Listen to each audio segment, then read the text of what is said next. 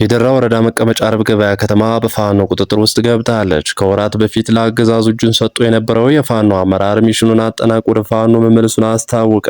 አርበኛ ዘመነ ካሴ በቅርቡ አዲስ ነገር ጠብቁን ብለዋል። 3 ከፍተኛ የብልጽግና አመራሮች በፋኖ ኃይሎች መያዛቸው ታውቋል። አባይን ተሻግሮ ፋኖን የተቀላቀለው የአዲስ አበባ ወጣት በብዙዎች ዘንድ አድናቆትን እያገኘ ነው። ጎጃም፣ ወሎ፣ ሸዋና ጎንደር ለየብቻቸው ማሸነፍ ይችሉ ይሆናል እንጂ ግባቸውን መምታት ግን አይችሉም ተብለዋል። ሰላም ጤና ይስጥልን የኢትዮ ስታር ቤተሰቦች ዜናዎችን በዝርዝር አስደምጣችኋል። ከዜናዎቹ ጋር አብርሃም ሙሉጌታ ነኝ። አብራችሁን ቆዩ።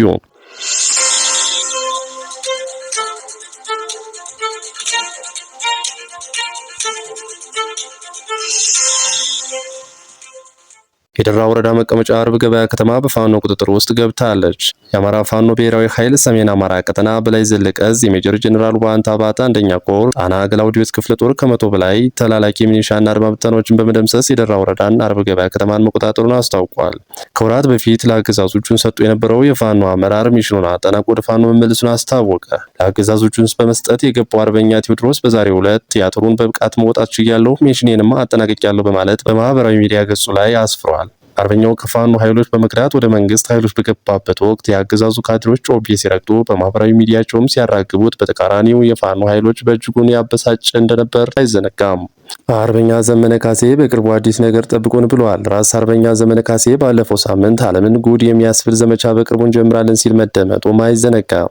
አርበኛው በዛሬው ዕለት በቅርብ ቀን አዲስ ነገር ይፈጠራል፣ የተከበረው ኢትዮጵያ ሕዝብም ሁሉን በንቃትና በጽናት መራውን ትግል ዳር ማድረስ ይኖርበታል፣ ብቸኛው መዳኛ መንገዳችን ይህ ስለሆነ ብለዋል። 3 ከፍተኛ የብልጽግና አመራሮች በፋኖ ኃይሎች መያዛቸው ታውቋል። በምስራቅ አማራ ቀጠና አርሶ አደርና ወደ ሕክምና የሚሄዱ ህመምተኛ መስለው ሲሸሹ የነበሩ 3 የብልጽግና ካድሮች በቁጥጥር ስር መዋላቸው ተሰምተዋል። የአማራ ፋኖ ብሔራዊ ኃይል ምስራቅ አማራ ቀጠና ሚኒሊክ እዝ ንጉስ ሚካኤል አሊ ኮር ሰራዊት የኬላ ፍተሻ በማድረግ ላይ ሳለ ተፈላጊ የሆኑ 3 የብልጽግና ካድሮችን በቁጥጥር ስር መዋሉን አስታውቋል። አሰቃቂ ግድያ በመፈጸም ለአማራ ህዝብ የጥላቻ እርካታውን የሚገልጸው የብልጽግና ቡድን ተላላኪ የሆኑት ካድሬዎች አርሶ አደር አለባብስን በመልበስ ወደ ሕክምና የሚሄዱ ህመምተኛ መስለው ሲሸሹ በቁጥጥር ውስጥ ውለዋል ተብለዋል። አባይን ተሻግሮ የአማራ ፋኖን የተቀላቀለው የአዲስ አበባ ወጣት ከብዙ ኢትዮጵያውያን ዘንድ አድናቆትን እያገኘ ነው።